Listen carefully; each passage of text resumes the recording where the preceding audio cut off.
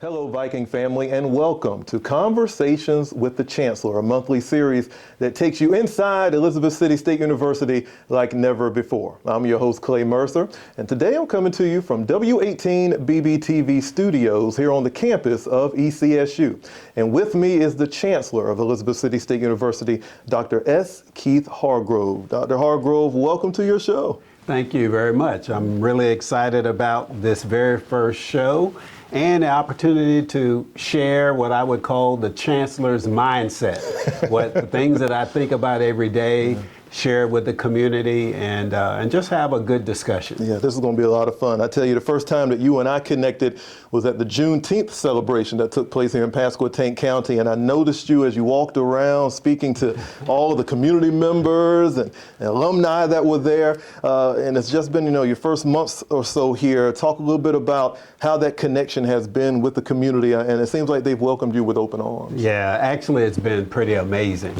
Yeah. I come from a little small town in Alabama at my previous institution, and this town is very, very similar. Very welcoming, heartwarming as well. And as I was at that event, I met a lot of good people, stopped by just about all of the vendors as well. And I think that was also the first time I met the mayor and several other people on the council. And again, they were just extremely welcoming. I had a chance to introduce myself on the mic as well. And I think that was probably also my first time really on the waterfront in the downtown area. And so, yes, it was a great experience. I would also say I was also down there for July 4th. Yeah. They had some festivities down there. Fireworks display. Yeah, fireworks display. So I'm really enjoying the community, interacting with the community, and just learning more about this great place, this great city, this great county, and more importantly, this great university as well. As we talk about the community and how important it is to ECSU, we have a lot of great community members and community partners that ECSU works with every day, and including some of the community colleges like COA as well as Wake Tech. You talked about the strengths that ECSU has, and you've seen them. Tell us a little bit about those strengths and how ECSU can enhance those strengths, and it just helps us lead to the success, the path that we're trying to get to. Yeah, well, first of all, I want to acknowledge the other colleges and universities in the city. Along with ECSU, we all have a responsibility, I believe, in providing quality education, not only to the community, but for students who enroll from all over the state and all over the country. But specifically, locally, our institutions play an important role in providing learning opportunities for the residents and engage in the community. Yeah. I'm so excited about, as I lead this institution, I was just talking to our student affairs office. Do we have a community service day offered by the university, and we're in the process of planning that. Nice. A community service outreach day where our students as well as faculty and staff are engaged or doing something that benefits the community. I also see the university plan some kind of role in terms of economic development. How do we enhance and improve the quality of life of all the residents? And when I say quality of life, that's also lifestyle, which may be in the arts and activities, how we enjoy different events within the city, and then the role of the university and even job readiness or job preparation. I also want to encourage even our own students. Many of them look for jobs and opportunities, but I also want to challenge them to think about becoming entrepreneurs. That's different, yes. And as entrepreneurs, maybe even stay here and contribute to this great community from that perspective and open a business and support the growth of this area. So Again, all of our universities play a role. I think ECSU may have an even greater role with regard to its student population and the population of the city itself. If I recall, there are approximately 18 to 20,000 people in the area. Right. And I just think the university can play an even greater role in supporting the residents and collaborating with Centauri and many other entities in this city to make this place a great place to live and to work. Elizabeth City State University continues to grow, and the enrollment continues to grow, which is a beautiful thing. And for the people who have come on campus recently, they see new buildings, they see new construction, which is wonderful. But one of the things that you and I have spoke about at that Juneteenth celebration was not only the growth of the university, but young men and encouraging them to continue their education and go to college. Speak a little bit about why that is so important to you, to encourage that number to grow, especially when it comes to young males.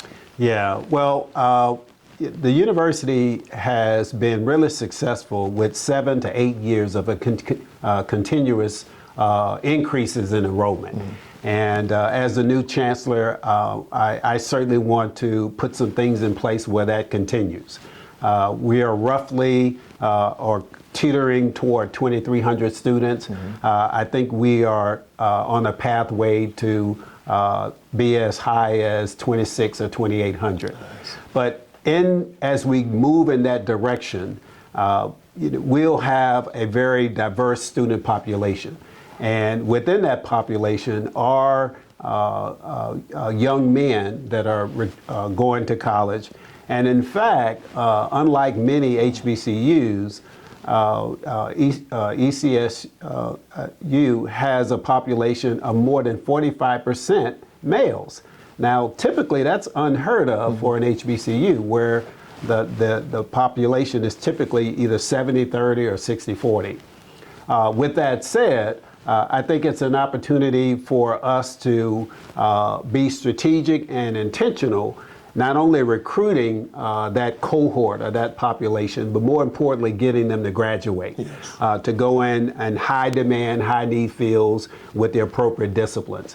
And so I've talked with our student affairs, certainly talking with our academic programs to ensure that we have degree programs that prepare them for the workforce, have the necessary competencies to enter the workforce, and for that population as well as all the students to graduate and do some great things and have lively careers.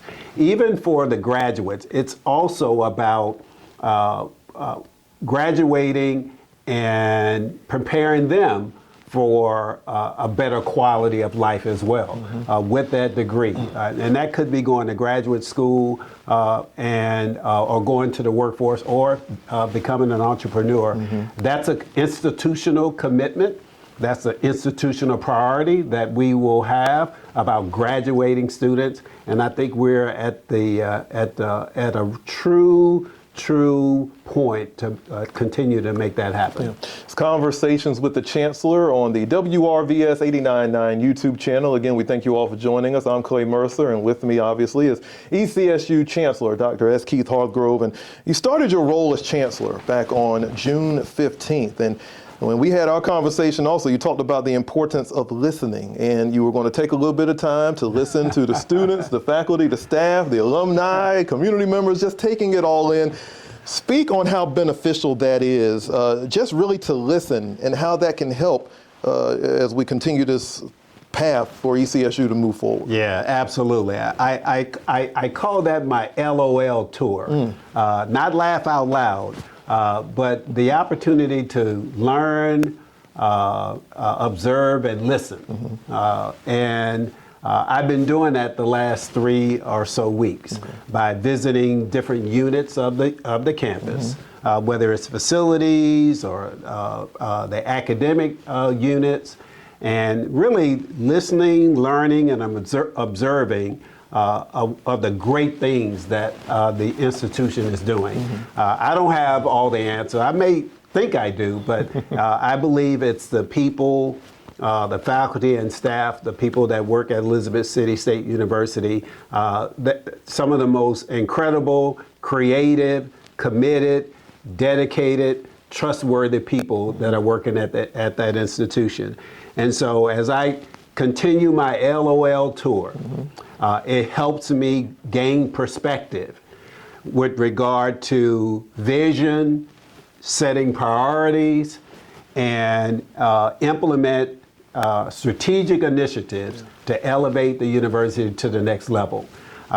I'm interested in being recognized as one of the top 5 public HBCUs.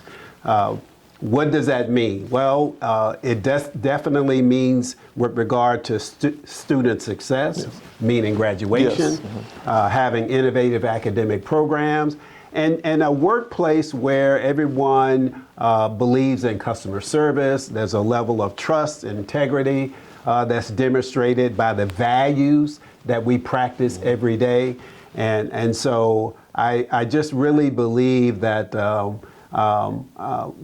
as Chancellor and the individuals that I'm meeting every day, and we get ready to roll out a roadmap, meaning strategic plan for the university, I'm so excited about the unlimited potential that we can have on students, but also this community. You brought up strategic, you used that word, and you said about the strategic plan that I know some of the people who are watching have heard about before, but if we could delve into that a little bit more about how that process comes together and, you know, when we can see that strategic plan be released in the next few months here or so. Yes, well, I want to give credit to all those involved in the strategic plan prior to me coming here. That's the campus community, even the previous leadership, former interim Chancellor Edmonds, and maybe even as far back, even beyond that. But there are a lot of stakeholders that have been involved in that strategic plan. And so we have a third party that has been guiding and leading that and getting feedback. And I think we're at a point where that document is ready to be rolled out in the next month or two. Wow. But I would also say, as the new chancellor, I've kind of embedded some priorities in that strategic plan as well. And I kind of alluded to them as well. And they're essentially 3 quick things, if I may. Sure, please. You know, student experience and success. For the students that are at our institution, what type of experience that they have inside the classroom as well as outside the classroom. I think both of those types of experience actually lead to graduation and retention as well. Secondly, that we are delivering innovative academic programs. I often say, you know, when you look at the top 10 degree granting, high paid degrees that are offered in the country, we're really fortunate enough because I think we offer 7 to 8 of those top 10. And so targeting those degree programs and disciplines is exactly what we want to do. We want to make sure that the degrees that are awarded lead to employment. Yes. And they are that are aligned to opportunities. Yeah. And that's important. It is. And I think the UNC system office expects us to do that, and we're committed to doing that as well. And then the last thing that may sound a little sappy, but you know, I really believe having a great place to work is key. Which is a function of values. You know, are we accountable to each other as well as to ourselves? Do we practice integrity, honesty? Is there a level of trust amongst us as we work? And I believe by practicing and demonstrating those values directly and indirectly lead to student success, meaning graduation. And for all the employees, whether you're faculty, staff, groundskeeper, chancellor, or vice chancellor, with that level of commitment, I think we would be successful. I often say with this phrase, we're only as great as we allow ourselves to be. We're only as great as we allow ourselves to be. And that's really about creating a culture of support and making sure that our students are successful, they graduate, and we all really believe in the work that we do and we perform every day. I love that. I love that. Listeners and everyone watching, if you want to see more about the strategic plan and anything for ECSU, the website is always available to you. ECSU.edu is the place to go. It's conversations with the chancellor, and as I talked about earlier, the university is growing. If you've been on campus recently, you see construction everywhere and road closures, but buildings going up, new dorms, new cafeteria, and I know all of you are probably wondering, where are these projects going? When are they going to be completed? Hopefully the chancellor can give us some information on not only the current projects, Sure. but maybe some of the renovations that are happening also on campus. Yeah, well, I always say construction is a sign of progress. So wherever you go, whether it's a big city, and certainly if you go on any campus, you see construction, that's always a good thing. Yeah. It says that the institution has the support of the system office, in this case, the UNC system office, the Board of Governors, the president as well, has made a decision to invest in the institution. And so we're super excited about our dining hall. Yeah. I had a chance to walk through that yesterday, and I was totally impressed by the design and what I expect for the quality of food. And so shout out to all those involved in making that happen. But also living accommodations. So we got the the residence hall. So both of those are expected to be ready by the time school starts. Nice. And we have a group of construction and contractors that are working diligently Yes, they are. to make sure that that is the case. Yes. And we're excited about both of those being ready. But there are some other buildings and facilities that are going through some modest renovations as well. We just want to create an institution and the infrastructure facilities to serve our students. Yes. Where they lay their head at night, or wherever they study, or wherever they go to take that class, and wherever they go to work in the lab to do experiments. We want to ensure that all of our facilities are top-notch and they enhance the learning process. And I think we have a commitment from the UNC system in doing that, but also a committed group of contractors and people on this campus to make sure that this institution have all the facilities that enhance learning, which is what we're all about. Yeah. Well, the time for the students to return will be here before we know it. So we know that that's coming up very, very soon. Yes. Are there any other important dates, Chancellor, that the people who are watching and listeners need to know about as we continue to move forward, really to get into the fall of 2025? Yeah, well, there are several, but I'm gonna also make this appeal to the community to participate in the events that are happening at the university. This is a call out to all the local residents, regional residents, to come and attend all the sports events, the upcoming football game, and all of those activities that the university is planning. But certainly, first and foremost, our classes begin on August the 18th. That's the first day of classes. And typically a week and a half before that is when all the students come in, what we typically call move-in day. Yes. And so you'll see a lot of traffic in the city and certainly on campus as students are moving in to get prepared for the first day. And then I would also follow up with the Down East Football Classic, September the 20th. I'm told that is like a game and attendance like no other. Rocky Mount will be a happening. Yes, indeed. yes, and I can't wait for that. And as a graduate of an HBCU and have lived in the South most of my life, I can't tell you how many classic football games that I've gone to, from the Bayou Classic in New Orleans and to many others. I'm certainly looking forward to the Down East Classic as well. And then certainly homecoming. We're looking forward to all of our amazing alums to be there for homecoming in November. I believe the date is November the 8th. Excited about that. And want all our communities, partners, and stakeholders to be here for that. Let me also add that, I was very fortunate enough to speak to the National Alumni Association this past weekend. And those are some of the most loyal people I've ever met. And I had a chance to talk with them about their agenda. And I also appealed to them to increase their level of support to the university.